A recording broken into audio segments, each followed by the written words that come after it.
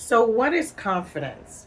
Confidence is your child believing that they can learn, believing that they can try really hard at something.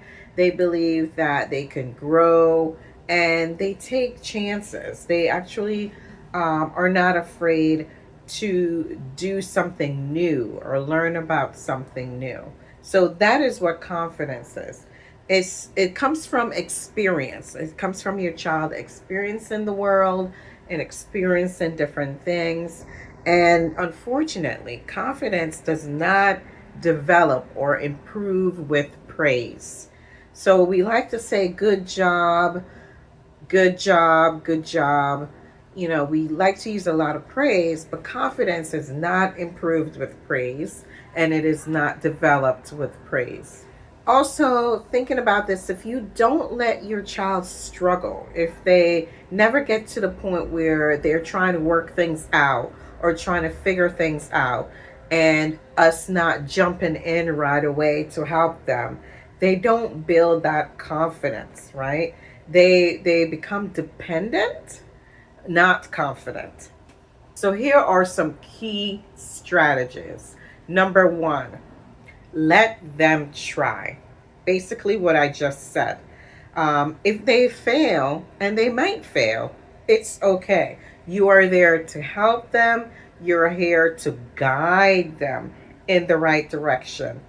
You may say, I know it's difficult, but what do you think could be your first step? Legos or puzzles, they're trying to put it together. Some kids will get frustrated. And obviously this is not their first time doing a Lego puzzle. You may say, well, what do you think is missing?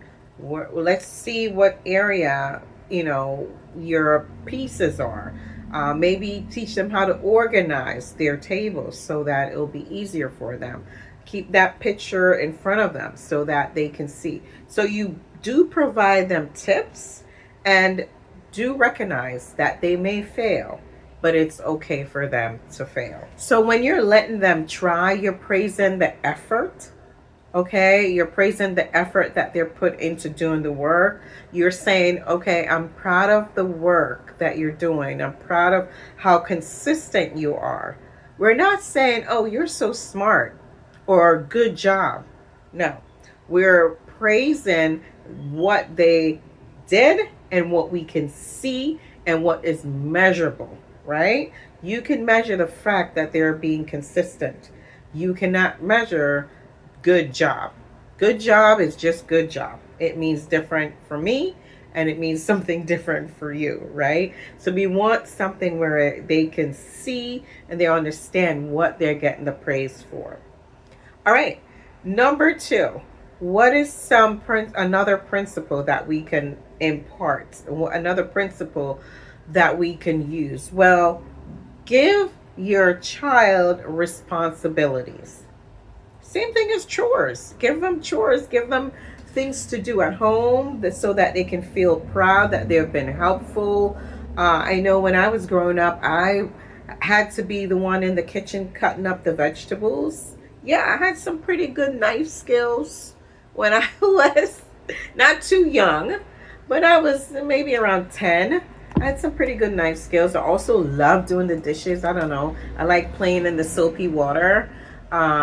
So that was fun for me. So I didn't mind doing the dishes, but I do remember cutting up the vegetables, mixing things, doing things in the kitchen a lot, and I enjoyed it. And I feel accomplished when, I had all these fruits to cut up, or I had all this potato to cut up, right? All these potatoes to cut up. So give responsibility. Confidence grows when kids feel that they're capable, right?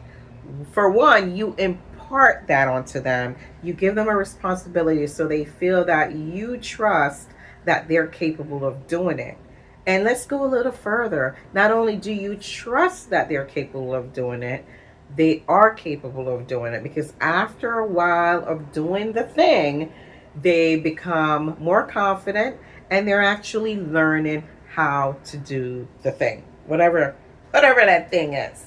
Okay? It could be something simple, maybe not knife skills at first. Maybe you can have them pick out their outfit. Maybe you could have them set the timer to brush their teeth. What goes on top of the sandwich, right? What goes on top of the sandwich? What goes with the meat? Are we having potatoes? Are we having rice? Are we having vegetables?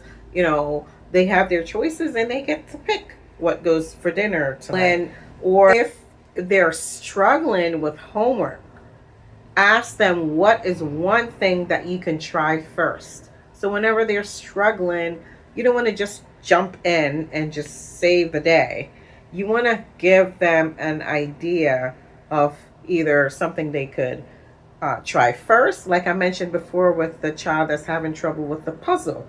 Have them organize. Say, you know what? It would be better, it would be easier for you if you organize your pieces and they're not all over the place. Now, it may take a while to organize, buddy, but it will make your life easier. Take it from me. The same way we organize your clothes in your closet or organize your clothes in your dresser, and we organize the dishes. If you organize this way and you teach them how to organize, so kids will struggle. They will struggle with organization. So let's go over your call to action. Your call to action is let your child struggle with that homework or with that chore or with that activity just a little longer. I know we want to jump in. I know I do. I have the urge just as much as you do to jump in there and just do it myself, or tell them exactly what they need to do. Do it this way. This is the better way to do it. Take my word for it. If you do it any other way, it's going to take so much longer. But guess what? We need to let them fail. We need to let them learn which way works for them and which is the easier way.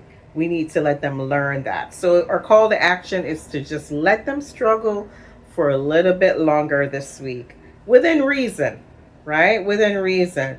Just for a little bit longer.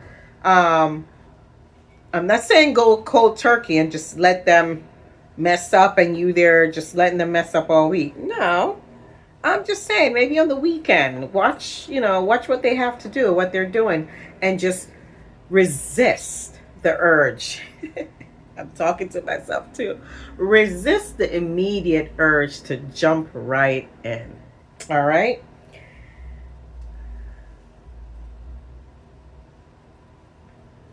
Well, thank you so much for joining me today. If this has been helpful to you, subscribe to the channel. We will be talking next about how to help your child manage and handle failure without falling apart.